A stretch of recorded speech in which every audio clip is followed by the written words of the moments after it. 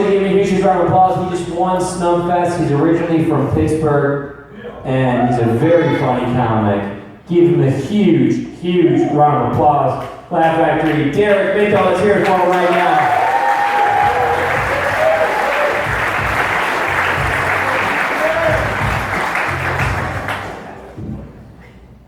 He was flirting with me. I get it. I got it going on. I got this banging blouse on. I get it.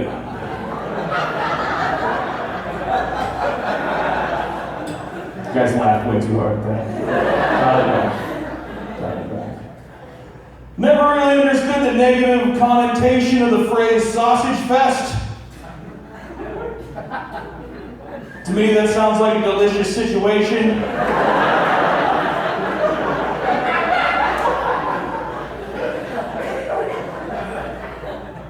Like if someone told me that the party we were going to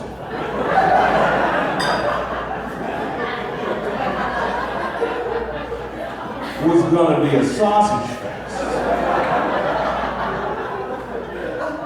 My first concern would be, should I bring the spicy brown mustard?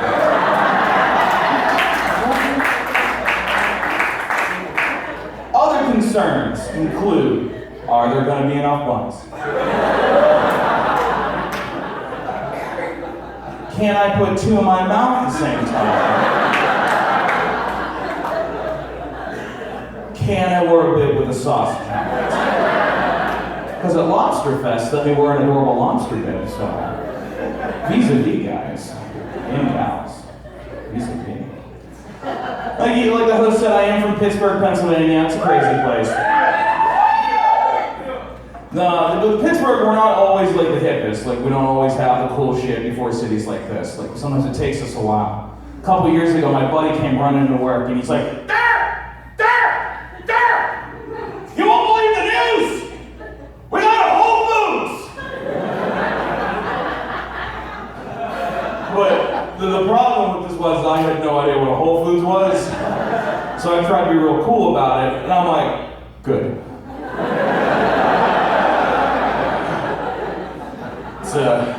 It's about time we got all the foods with holes in one place.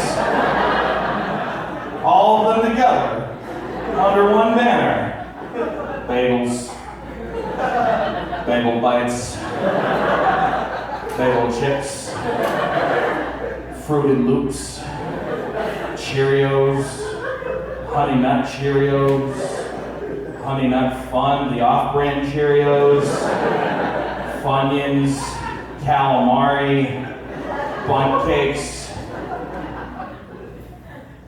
Swiss cheese, deli rings, pimento loaf if you punch out the pimentos, etc., etc. Guys, I could go on forever. But some of you might watch this show, and maybe you watched any of this, or maybe you've seen stand-up in the city before, maybe you'll get inspired to do stand-up. And if you do, that's awesome. Go do it. It's super fucking fun. But let me give you a word of advice. If you write a joke about Whole Foods, and you have to Google the subject, foods with holes,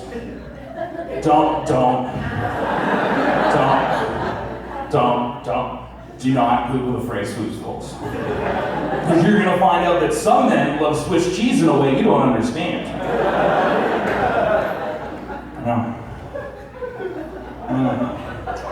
Talked a lot about food already, but why not? Let's do one more. Love summertime snacks. Oh, so good. Favorite summertime snack, everybody? Italian ice. Love it. Me and my girlfriend were getting delicious Italian ices the other day. I love Italian ice. Just like sugar water with aspirations. Me and my girlfriend are buying these, and there's this woman that walks up in line behind us, and she has this child in tow. And for the child, she orders the smallest size of Italian ice you can possibly order, which some of you would think would be a child size, right? But no. There's also the dog bowl. And she gives this child a dog's bowl of Italian ice, which is insane, right? No napkin, no spoon. And for herself, she orders herself the 2 biggest buckets of diabetes water in the history of mankind. And they're sitting on this bench, and this kid's desperately trying to eat this Italian ice. He's just kind of like licking it, and he's sipping it like a canoe, and he's just had it. And he stands up on the bench, and he's like, hey! Why did you get 2? Which was a fair question. And that woman rose from her seat and towered above this child, reestablishing dominance. And this is what she said. And this is a 100% true quote. This happened in Western Pennsylvania. And this was this. Because I'm hungry like the wolf, Daniel!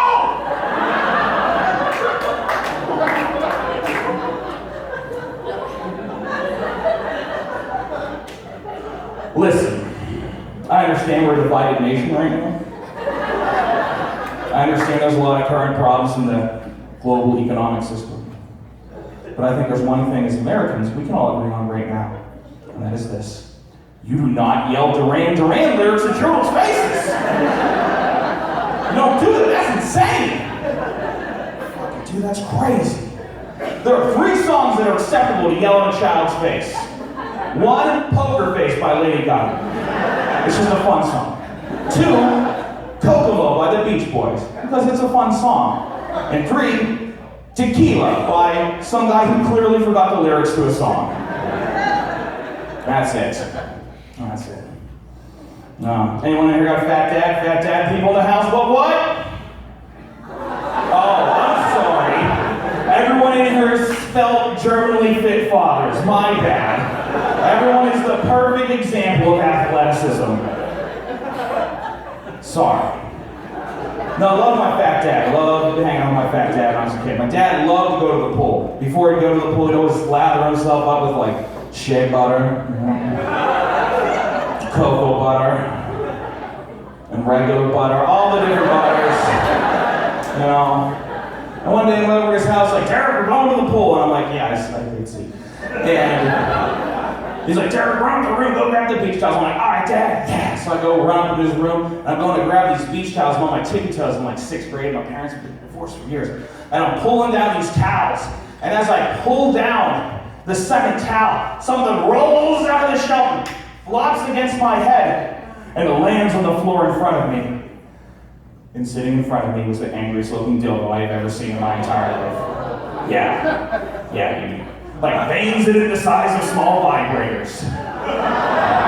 Wearing on 242 double D batteries. The kind of dildo that went on to attack John Voight in the movie Anaconda.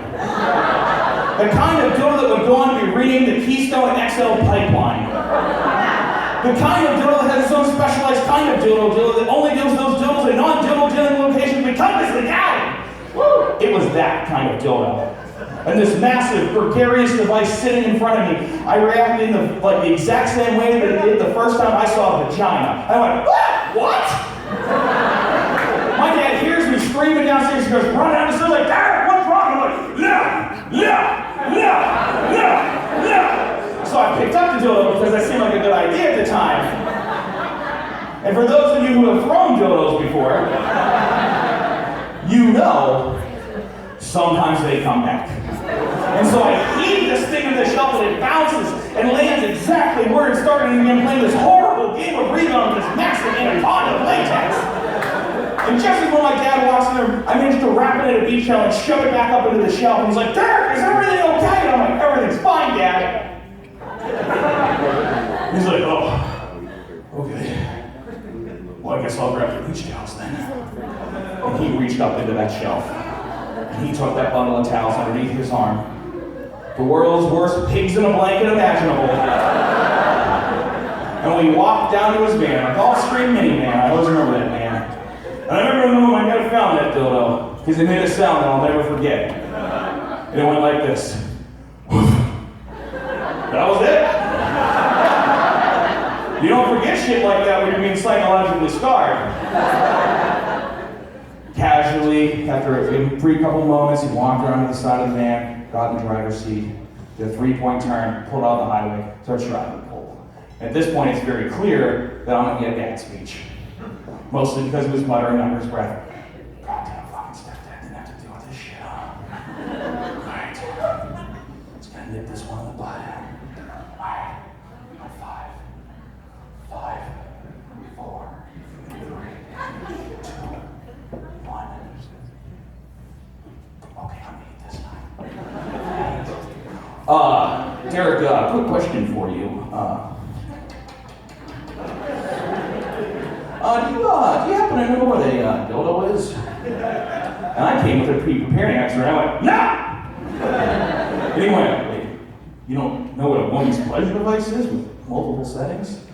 And I just went, no! At this point, he's very clear. He's on my game. He knows what the hell's going on. He's like, oh, okay, Derek. Well, I just want to have you know that if you happen to find a dildo in your room, it's a special present for your mother this Christmas. And at this point, it had already escalated too much. At that point, it was completely too much. And at that point, I completely lost my mind. And I said this, and I went, "You're buying my mom a dildo for Christmas!" And he goes, "Ah! I didn't even know what a dildo was!"